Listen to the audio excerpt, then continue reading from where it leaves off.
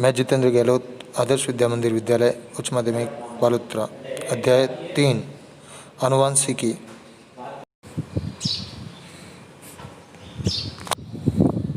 भाग 1 आनुवंशिकता का सामान्य ज्ञान एवं मेंडलवाद।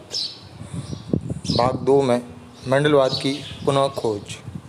भाग 3 आनुवंशिकी की शब्दावली। भाग 4 मेंडल के वंशागति के नियम एवं महत्व। भाग 1 आनुवंशिकता का सामान्य ज्ञान एवं मेंडलवाद में हम पढ़ेंगे आनुवंशिकता का सामान्य ज्ञान, मेंडलवाद एवं मेंडलवाद की पुनः खोज के विषयों के बारे में। आनुवंशिकी। सर्वप्रथम हम जानते हैं आनुवंशिकी होती क्या है। जैसे कि हम सभी जानते हैं कि एक व्यक्ति के जीवन के पश्चात उसके शरीर के कुछ अंग उसके माता पिता या उसके दादा दादी आदि से कुछ समानताएं प्रदर्शित करते हैं। जैसे किसी व्यक्ति के पिता के बाल घुंघराले हैं और उसी कारण उसके पुत्र के भी बाल घुंघराले होते हैं, तो वह गुण उसे पिता से प्राप्त हुआ। लेकिन कई बार कई गुण उसे अपने दादाजी से भी प्राप्त होते हैं। जैसे कि दादाजी की आंखें भूरी होने पर, लेकिन माता पिता में किसी की भी आंखें भूरी नहीं है, लेकिन वापस उसके पुत्र की आंखें भूरी हो जाती है, अर्थात उसका वो गुण उसके दादाजी से उसे प्राप्त हुआ। तो इस प्रकार सजीवों में इन गुणों का पीढ़ी दर पीढ़ी आगे बढ़ना सामान्य बात होती है, और इस प्रकार इन गुणों का आगे बढ़ना आनुवंशिकता कहलाता है।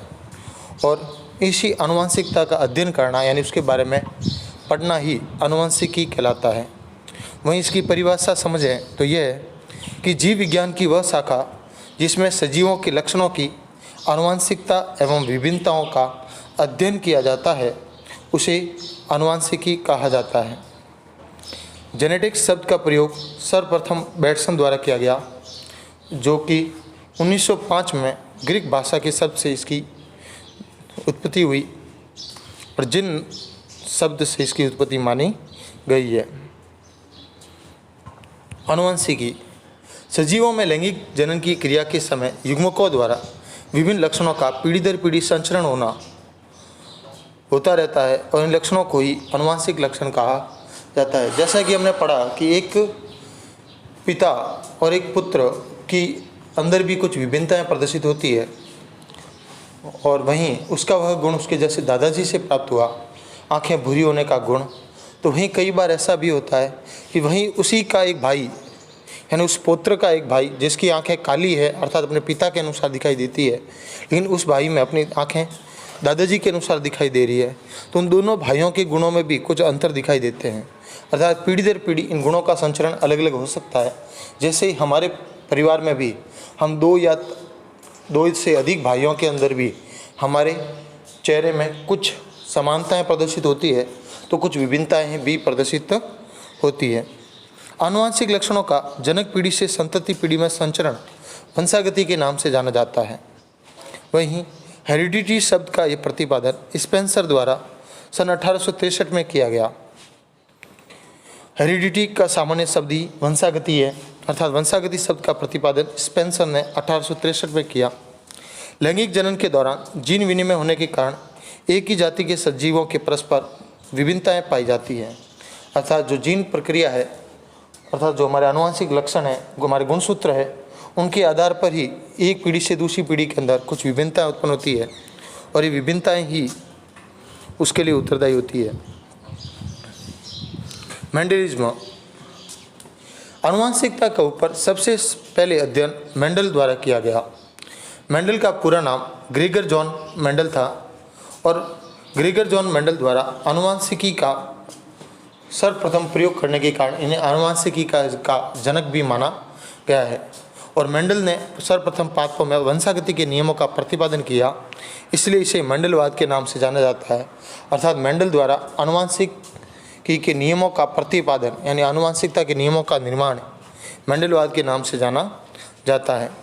मेंडल का जन्म 22 जुलाई 1822 को ऑस्ट्रिया देश के हेंजनड्रॉप प्रांत के सिलिशियन गांव में हुआ। सन 1842 में उन्होंने दर्शन शास्त्र में डिग्री प्राप्त की, और 1843 में ऑस्ट्रिया के ब्रुन शहर की चर्च में पादरी बन गए। अर्थात उसमें पादरी से अपन कह सकते हैं, जिस प्रकार मंदिर के पुजारी होते हैं उसी प्रकार सर्च में पादरी पद स्थापित होता है। तो वे ऑस्ट्रिया के ब्रुन शहर में सर्च के पादरी बने। उन्होंने सर्वप्रथम जब देखा कि कई पीढ़ियों के अंतर्गत आनुवंशिक लक्षणों में कुछ विभिन्नता उत्पन्न होती दिखाई देती है, और जब उन्होंने अपने सर्च के पौधों में खेती करते हुए पाया कि मटर के कई पौधों में कुछ अलग अलग प्रकार के विभिन्नताएं देखने को प्राप्त हुई, और उन विभिन्नताओं को देखते हुए उनके मन में ये आया कि ये विभिन्नताएं क्यों उत्पन्न होती है, इसका क्या कारण रहता है। और इसके ऊपर ध्यान देने पर उन्होंने उद्यान मटर अर्थात इसका वैज्ञानिक नाम पिशियम सैटिवम पर प्रयोग करने प्रारंभ किए। इन्होंने इन उद्यान मटरों पर 7 वर्षों तक लगातार प्रयोग किए। ये 7 वर्ष 1856 से 1863 तक थे। इन प्रयोगों के निष्कर्षों से जो उन्हें प्राप्त हुए, अर्थात उन्होंने उन प्रयोगों को करने के बाद उनका संख्यात्मक विश्लेषण किया। विश्लेषण करने के बाद उन संख्यात्मक आंकड़ों से कई नियमों का प्रतिपादन किया, और इन नियमों का प्रतिपादन व उसकी पूर्ण रिजल्ट को लेते हुए उन्होंने अपनी शहर जहाँ पर वे पादरी थे वहाँ की एक society, ब्रुन society of natural history के समक्ष उन शोध पत्रों को प्रस्तुत किया। और सन 1868 में सोसाइटी की वार्षिकी अर्थात एक साल में एक बार छपने वाली अखबार में पादप संकरण पर प्रयोग नामक शीर्षक से प्रकाशित किया गया। मेंडल द्वारा उद्यान मटर पर किए गए इन प्रयोगों के परिणाम के आधार पर आनुवंशिकता के नियमों का प्रतिपादन किया गया, जिन्हें मेंडलवाद के नाम से भी जाना जाता है। 6 जनवरी 1884 को मेंडल की मृत्यु हो गई तथा उसी के साथ उनके नियम भी वहीं तक अर्थात एक सोसाइटी सीमित हो गए। मेंडल की सफलता के कारण मेंडल ने जो प्रयोग किए उनके ऊपर सफल होने का मुख्य कारण था कि मेंडल ने एक समय पर एक ही लक्षण की वंशागति का अध्ययन किया। अर्थात जब उन्होंने पौधों के ऊंचाई अर्थात लंबेपन या बौनेपन पे प्रयोग किए तो उन्होंने उसके बाकी कारण जैसे कि पौधे की फूल की आकृति, फूल का रंग, बीज की आकृति या फलियों की स्थिति आदि पर ध्यान नहीं दिया। उन्होंने एक समय पर एक ही प्रयोग पर विशेष ध्यान दिया, या अर्थात उनके एक ही लक्षण पर ध्यान दिया। दूसरा, मेंडल ने अपने संकरण प्रयोगों के सभी आंकड़ों को सावधानीपूर्वक सांख्यिकी विश्लेषण किया, अर्थात संख्यात्मक आंकड़ों को बड़े ध्यानपूर्वक उन्होंने विश्लेषण करते हुए लिखा। तथा तीसरा था, मेंडल ने अपने प्रयोग के लिए पादप का चुनाव अर्थात मटर के पादप का चुनाव बड़ी सावधानीपूर्वक किया, और इसी सावधानीपूर्वक चयन के कारण ही उनका प्रयोग सफल रहा। उद्यान मटर के पादप का चयन अर्थात मटर का पादपी चयन क्यों किया गया? पहला कारण, एक वर्षीय पादप होने के कारण कम समय में अनेक पीढ़ियों का अध्ययन किया जाना संभव था। अर्थात मटर की उम्र 1 वर्ष होती है अतः उसकी एक पीढ़ी का अध्ययन करने में केवल 1 वर्ष का समय लगता है। वहीं यदि किसी अन्य जाति को लिया जाता तो उसकी एक पीढ़ी का अध्ययन करने में एक लंबा समय खर्च हो जाता। जैसे कि मनुष्य की एक प्रजाति से दूसरी प्रजाति प्राप्त करने में 20 वर्ष का समय लग जाता है, तो इतना लंबा समय उसके पास नहीं था, तो उसने मटर के पादप का चयन किया जिससे कि 1 वर्ष में ही एक पीढ़ी का अध्ययन आसानी से किया जा सकता था। द्विलिंगी पुष्प होने के कारण स्वपरागण के द्वारा समयुग्मजी पादप अथवा शुद्ध वंशक्रम सरलता से प्राप्त किया जा सकता था। अर्थात मटर में एक लिंगी अर्थात नर तथा मादा दोनों के ही गुण अर्थात स्त्री केसर व पुंकेसर दोनों ही पाए जाते थे, और स्त्री केसर व पुंकेसर पाए जाने के कारण उनमें शुद्ध समयुग्मजी अर्थात दोनों ही लंबे गुण, दोनों ही गुणसूत्र लंबे या दोनों ही गुणसूत्र छोटे अर्थात शुद्ध वंशक्रम के पादप आसानी से प्राप्त किए जा सकते थे।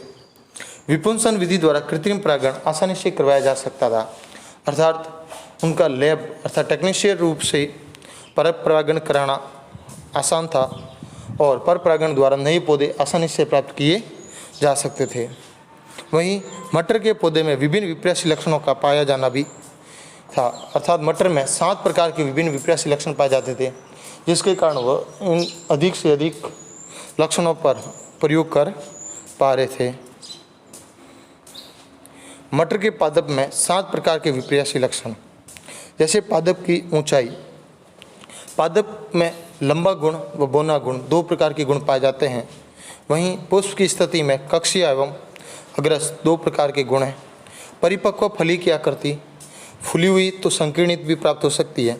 वहीं अपरिपक्व फली का रंग हरा व पीला, पुष्प का रंग बैंगनी व सफ़ेद, बीज की आकृति गोलाकार एवं झुर्रीदार, वहीं बीज का रंग पीला एवं हरा।